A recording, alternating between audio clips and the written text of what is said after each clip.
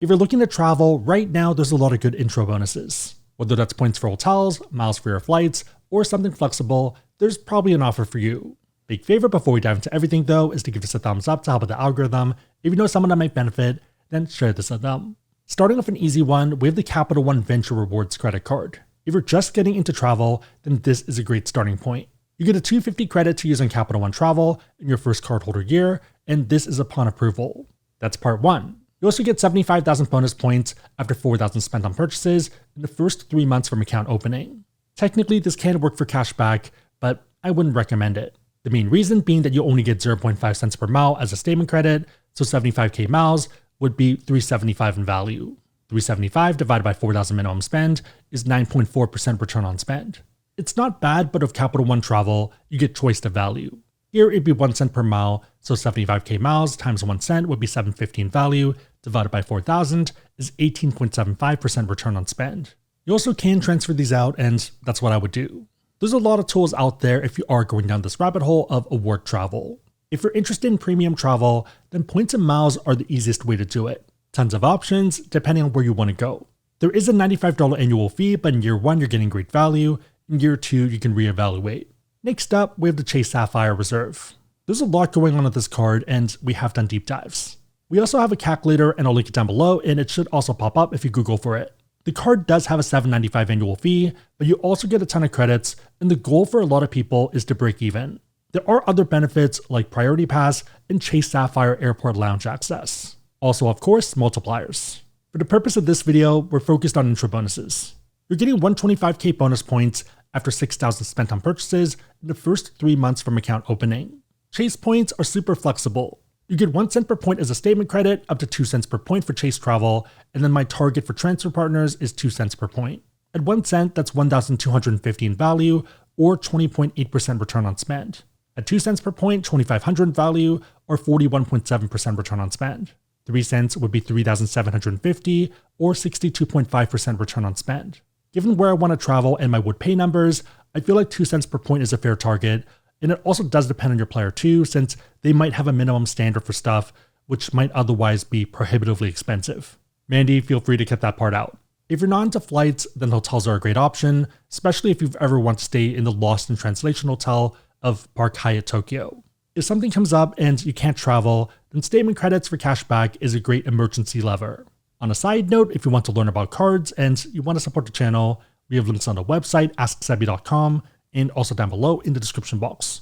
Make sure the links are competitive, that they make sense, but otherwise it's a huge way to support the channel, so thank you in advance. Next up is the World of Hyatt credit card. This one's interesting, but not for everyone. You get up to 5 free nights, and these are for the category 1 to 4 hotels. There's 2 tranches. For tranche 1, you earn 3 free nights after spending $5,000 on purchases in the first 3 months from account opening. Tranche 1 can make sense. For tranche 2, you earn 2 free nights after spending $15,000 total in the first 6 months. This part's a bit tougher.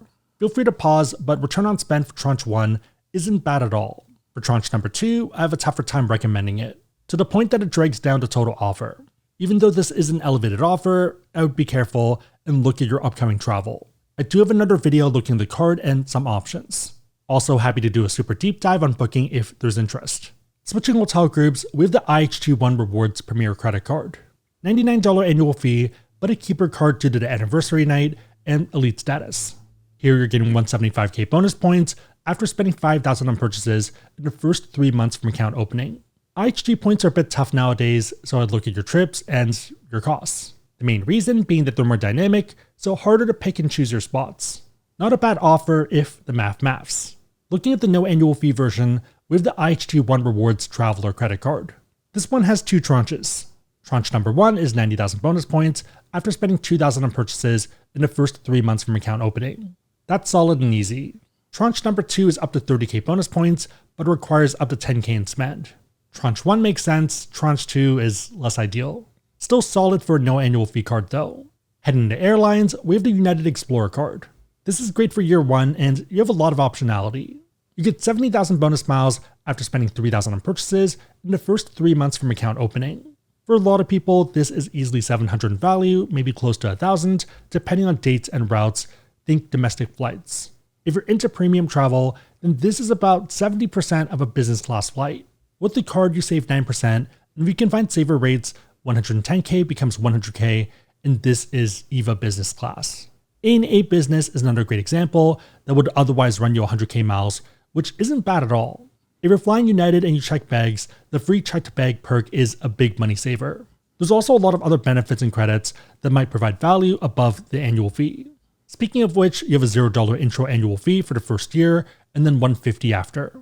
Also downgrade path and a no annual fee card in year 2 if needed. Looking one level up, we have the United Quest card. Similar idea, but more spend. You're going to get 80,000 bonus miles and 3,000 premier qualifying points after 4,000 spent on purchases in the first 3 months from account opening. Note that the 3,000 PQPs are primarily for chasing status. You can't really use them for flights. The card does have a $350 annual fee, but also a bunch of credits, so it just depends on you there. For example, I personally value the United Travel Credit, prepaid hotel stays, and also the rideshare, but not the other 3. For me, it's a keeper card and one I'm happy with, but depends on if you get value. Worst case, downgrade in year 2 if needed. I will say that if you're in a United hub, and let's say you ski or go to conferences, the free first and second checked bag for you and a companion is surprisingly powerful. Before I got United status this year, this benefit probably saved me $500. Last up, we have the United Business card. This is pretty much the business version of the United Explorer card.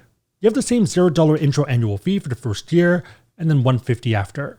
Here you're getting 100K bonus miles and 2,000 PQPs after 5,000 spent on purchases in the first 3 months from account opening. The credits and perks here are a bit different, but still not bad for United loyalists. This is a card that's on my radar. Switching carriers, we have Delta.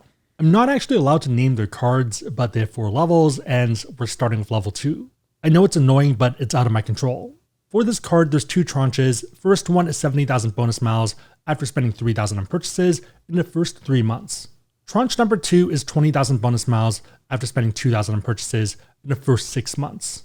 Offer ends April 1st, 2026. Delta miles get a lot of flack. The baseline value though, if you have their cards, isn't really bad. It's 1 cent per mile, so 10K miles is 100 flight value. In practice, value tends to float between 1.2 and 1.5, and this is for economy. So pretty fair to me.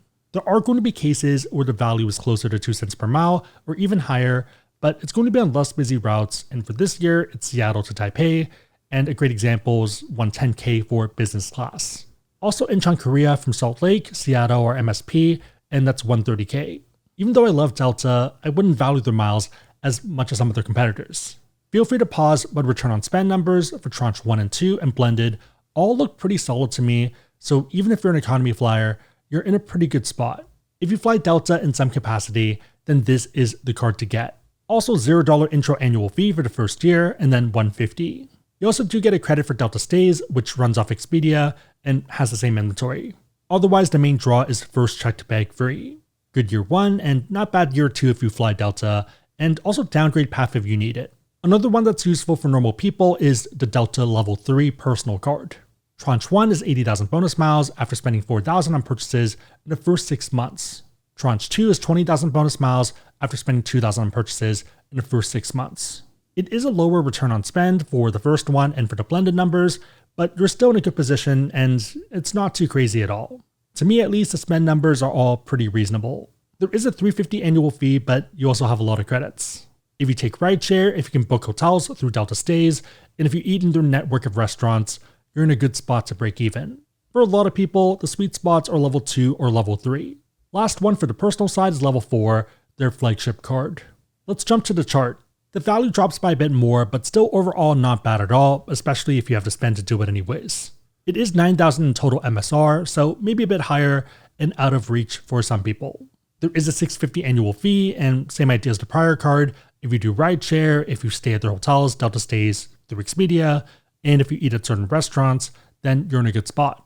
The main draw of the card though is lounge access, so for Delta Sky Clubs when flying Delta, and their partner network that is related to them also when flying Delta. If you value the credits and if you fly Delta at least 2 times a year, then I think this is worth considering. Their business cards also have elevated offers and will start off level 2. Also note that on the business side, they don't have a level 1.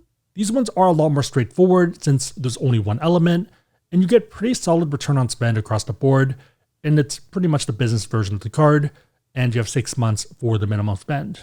Same $0 intro annual fee for the first year, and then $150. Since there's no level 1 here, there's no downgrade path, so you do have a keep or cancel decision in year 2. But a good year 1 and not a bad card to keep long term if you value free checked bags. For the level 3 business card, pretty much the same story. You're looking at 100k miles, which is 1,000 value up to 2,000 value, and return on spend is going to be 12.5 up to 25%. For most people, 15 to 18.8, which is still good. $350 annual fee, bunch of credits, and just depends on how you use it. Last up, we have the Delta Level 4 business card. There is a significant drop in return on spend, given the higher minimum spend requirement of $15,000. It is in 6 months, but that's still quite a bit. I guess it depends on your business and what your spend looks like. Otherwise, $650 annual fee, bunch of credits, and also lounge access is the main key. Alright, last up, we have the Atmos Rewards Ascent Visa Signature Credit Card. You can earn 70,000 bonus points and a $99 companion fare, plus taxes and fees from $23 after spending $3,000 or more on purchases in the first 90 days from account opening. The main value are the bonus points. For example, Seattle to Narita, Tokyo is 60k points. This would be through Japan Airlines with $18 in fees on that front, so not bad at all, or you can spend a bit more to fly Hawaiian.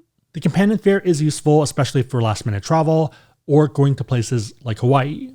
Otherwise, Atmos points are pretty powerful, so not a bad pickup at all, and one of my favorite currencies. Again, if you want to learn about cards, we have links on the website, AskSebby.com, and also down below in the description box. And if you're curious, all legal affiliate disclosures can also be found below in the description box.